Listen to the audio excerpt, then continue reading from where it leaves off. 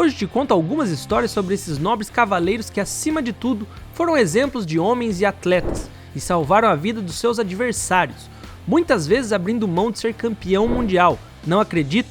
Então se liga. Fortes emoções pela frente e começando a mais recente e talvez a menos emotiva. Lewis e Bottas, Hungria 2017. Lewis, por favor, deixe o Bottas passar. Não, meus amigos, não é brincadeira, essa ordem realmente foi passada a Lewis para deixar seu companheiro de equipe ultrapassar ele. Até assusta, pois sabemos que sempre era Bottas que fazia o papel de jardineiro fiel e deixava Lewis passar nesse período aí de dueto. Mas era julho de 2017 em Hungaroring, na Hungria. Naquele momento a disputa do campeonato estava entre Sebastian Vettel, que disputava seu 5º título e seu primeiro pela Ferrari, e Sir Lewis Hamilton atrás do seu tetra. O quali daquela corrida teve dobradinha da Ferrari e as duas Mercedes em seguida, sendo Vettel, Kimi, Bottas, Hamilton, Max e Daniel Ricciardo. Logo no início, Verstappen e Ricciardo se tocavam, enquanto o Ricciardo abandonaria a corrida. A Red Bull vê Verstappen ser punido e perder a chance de tentar superar as Ferraris e a Mercedes. Até o momento da batida, as 4 primeiras posições foram mantidas, porém após o safety car sair e a corrida ser reiniciada, Bottas viu seu companheiro fazer voltas melhores que a dele, mesmo ele ainda na frente. Com a equipe italiana engatando uma dobradinha sem muita dificuldade, a Mercedes pede para que Bottas deixe Hamilton ultrapassá-lo para tentar estragar a festa da Ferrari.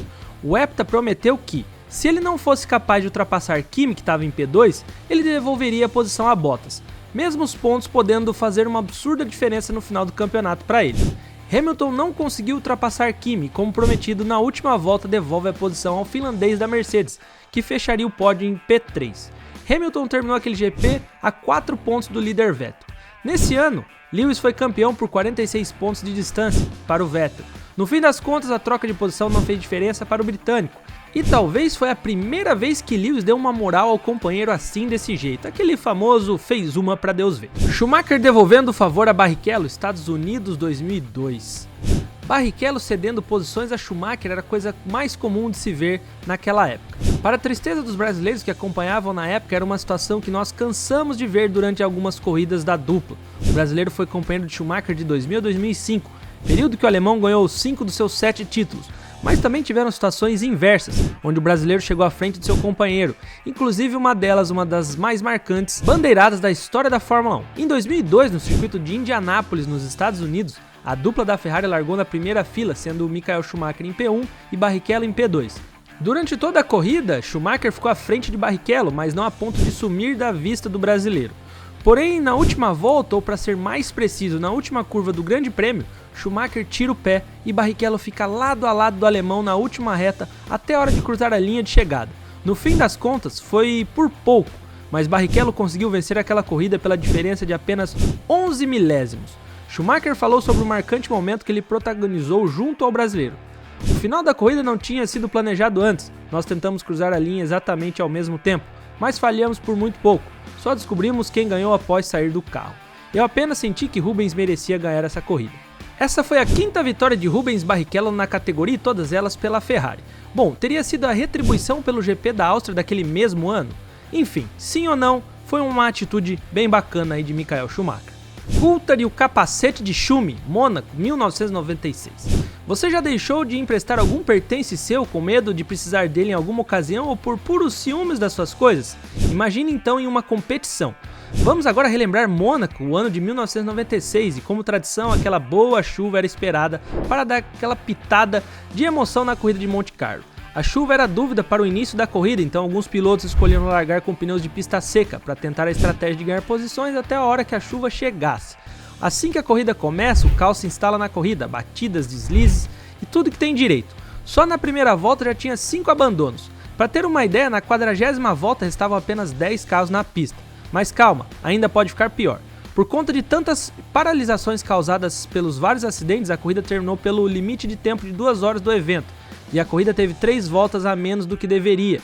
E com um pódio surpreendente, P1 para Panis, P2 para Coulthard e P3 para Johnny Herbert. Coulthard, um dos que poucos finalizaram a corrida, não estava com capacete de viseira dupla, ideal para corridas com tempo chuvoso, para facilitar a visualização da pista e evitar ali acidentes.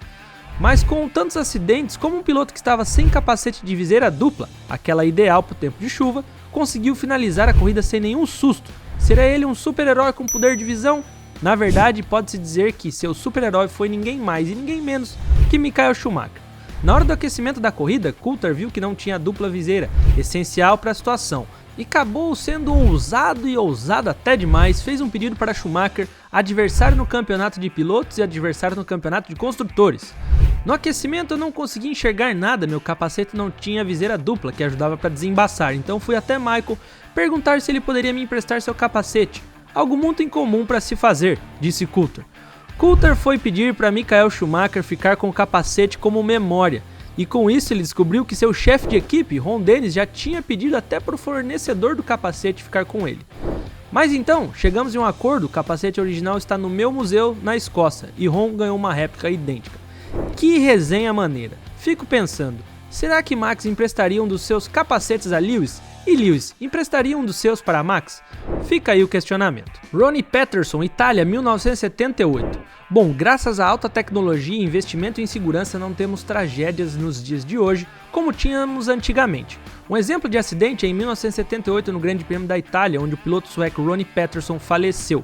Naquela mesma corrida, Mario Andretti, companheiro de equipe de Peterson, foi campeão do campeonato de pilotos pela Lotus. O acidente ofuscou completamente o único título do norte-americano. O acidente ocorreu por um erro gravíssimo do diretor de prova na situação, Gianni Restelli. O diretor da prova acionou a luz verde antes de todos os carros estarem realmente parados, apenas alguns carros na frente. Com isso, os carros que estavam mais atrás do grid largaram ainda em movimento, causando um tumulto antes mesmo da primeira curva. Patrese, da Arrows, acabou tocando James Hunt, da McLaren, e justamente esse toque desencadeou o caos. Só para terem uma ideia, esse toque dos dois acabou envolvendo Peterson e outros 7 pilotos. O carro de Peterson foi direto nas barreiras e Hunt, Regazzoni e Depailler foram direto na Lotus do sueco, que estava em chamas desde a hora que entrou em contato com as barreiras. Os 3 pilotos conseguiram extrair Peterson do carro antes de sofrer um impacto muito grande por conta do fogo. Ele ainda estava consciente. Porém, com a forte batida contra as barreiras, as pernas de Peterson ficaram completamente fraturadas. Hunt ficou ao lado dele o tempo todo até o momento em que os médicos chegaram para distrair o piloto da Lotus para não ver a situação de suas pernas. Ele teve 27 fraturas nas pernas, disse o doutor que atendeu o sueco no hospital Sid Atkins em sua biografia em 1996. Peterson foi enviado aos cuidados intensivos pelos cirurgiões para olhar as fraturas que deveriam ser corrigidas e estabilizar os ossos. Durante a noite, a situação de Peterson piorou e ele foi diagnosticado com embolia gordurosa. Embolia gordurosa é uma síndrome rara que acontece quando glóbulos de gordura vão parar na corrente sanguínea e costuma estar associada a momentos de fraturas ósseas e traumas. Bom, o querido sueco voador, como era chamado, faleceu em 11 de nove de 1978. Um fato curioso, Mario Andretti, que era seu companheiro de equipe e grande amigo, estava a caminho do hospital para fazer uma visita ao sueco, quando uma funcionária de um pedágio lhe avisou sobre o amigo de equipe. Momento triste e feliz para Andretti, pois se tornara campeão da Fórmula 1, mas sem seu companheiro e parceiro nas horas vagas de tênis. Moss, saindo em defesa do rival. O ano era 1958 e a disputa pelo título estava entre os britânicos Stirling Moss da Van Wall e Mike Hawthorn da Ferrari. Essa foi uma das mais trágicas temporadas da história da Fórmula 1. Os dois britânicos que estavam em uma batalha acirrada, até que chega no mais memorável GP daquele ano, o GP de Portugal. Naquela corrida, Moss fez a pole e dominou com folga, e Hawthorn ficou em segundo. Ótimo para Moss, certo? Errado.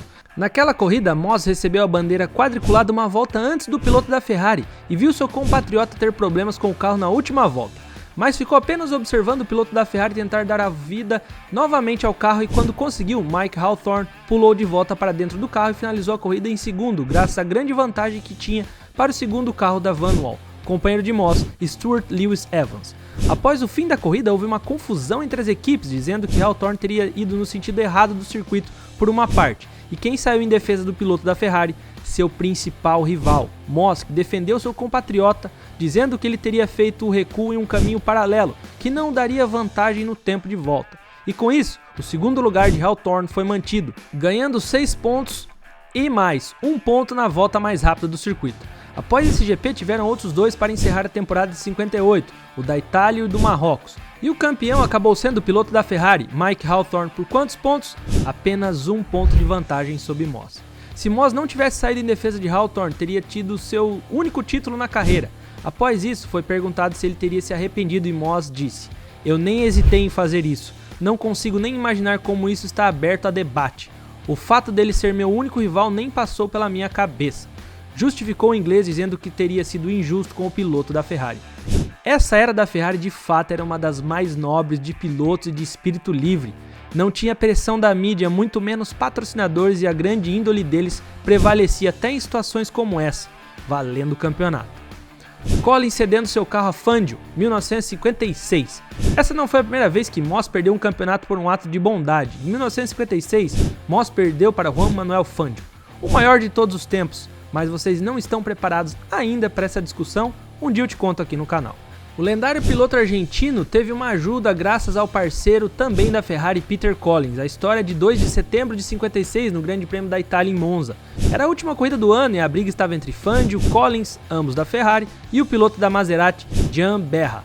Fangio fez a pole e precisava de apenas 2 pontos de diferença para os outros 2 pilotos para ser campeão. Berra largaria em quinto e Collins em sétimo. A um pouco mais de metade da corrida, Fangio ainda estava tranquilo em sua posição, porém com um alto desgaste de pneus precisou ir para o pit stop. Os mecânicos estavam tentando ajustar o carro a tempo, enquanto isso, as chances de título iam diminuindo para o argentino, então outro piloto da Ferrari, Luigi Musso, encostou para fazer seu pit stop e foi ordenado a ceder seu carro para Fangio conseguir finalizar a corrida, já que o italiano não brigava ali pelo título da situação. Mas Musso negou, fez seu pit stop e voltou para a corrida. Collins, que estava em uma ótima posição e também tinha chance de ser campeão, fez seu pit stop e viu a situação de Fangio. Naquele momento, sem receber ordem de equipe nem nada, Collins saltou do carro e imediatamente cedeu seu carro para Fangio terminar a corrida. Quando Collins viu que eu estava estagnado lá sem ninguém pedir a ele saiu do carro e me ofereceu para terminar. Foi um gesto fantástico, ele colocou alegria no meu momento de angústia e ansiedade, disse Fangio em certa ocasião. Agora de volta na corrida e seus 2 rivais fora, Fangio era automaticamente campeão. Após o ocorrido, Collins disse: "Se eu fosse campeão, dirigir não seria mais divertido. Eu queria que as coisas continuassem como estavam, então eu entreguei meu carro a Fangio. Eu não teria orgulho de vencê-lo por conta da sua má sorte. Tenho apenas 25 anos e ainda teria a chance de vencer o campeonato sozinho." Meus caros, vocês conseguem imaginar isso nessa época? E nos tempos de hoje seria impossível, tanto pela FIA, tanto quanto pelos próprios pilotos.